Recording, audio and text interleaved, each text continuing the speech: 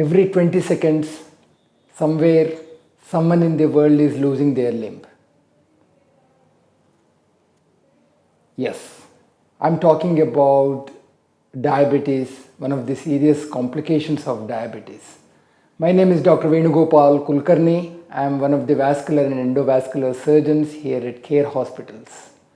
We all know diabetes is a very common condition. It's affecting millions of people around the world. With long-standing diabetes, patients do have a lot of feet problems, and most of them are aware of that. How your feet are affected with diabetes is what we are going to discuss today. Today I am going to talk about one of the most important complications of diabetes affecting our feet. Most of the diabetic patients are aware of feet complications but exactly don't know how their feet are affected with diabetes. Today we'll take a deep dive into what foot changes occur in diabetes and what precautions we need to take regarding that. With long-standing diabetes and poorly controlled blood sugars, it has got a profound effect on our nervous system, especially the nerves which affect our feet. Our feet are incredibly complicated and intricate systems with around 33 joints and 26 bones moving together to withstand everyday stresses and strains of our body.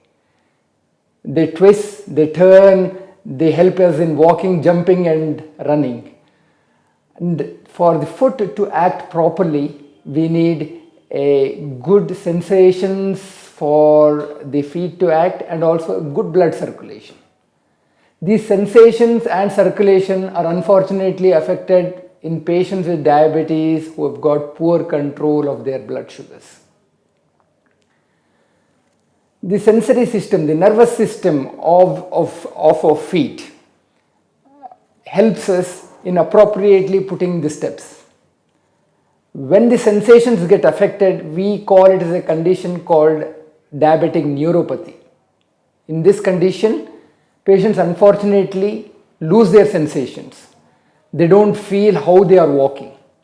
So once that happens, all the bones and joints of the foot, they misalign themselves and abnormal pressure points are created. When that happens, unfortunately, prolonged walking can lead to what is called as a hard skin, called corns we commonly call, and eventually leads to cracks and cuts in the feet and leads to an ulcer. Having an ulcer in the foot is a very bad news. It leads to infection because of the high diabetes, and if that complicated with poor blood circulation, then the leg is really at a tipping point. I've also explained that our feet to properly work, we need good blood circulation. These blood vessels are very tiny. They come all the way from the heart, dividing and branching, and when they come to our feet, they are almost like in micrometers. And with prolonged cholesterol deposition and atherosclerosis, these blood vessels tend to clog up. And when the blood circulation and lack of sensations join together, it leads to a limb-threatening infection. We fight our infections by way of blood circulation, we all know, and if there is no blood, then it will be very difficult to treat those ulcers, because even if we take antibiotics and get good care, it will not reach the ulcers where it needs to reach. So, to summarize, diabetic foot is a very serious complication. It occurs because of a condition called as diabetic neuropathy, where patients don't feel the sensations which we normally feel, and that accompanied with poor blood circulation leads to a lot of complications that occur in diabetes. I'm just going to briefly tell about how an ulcer forms in these patients.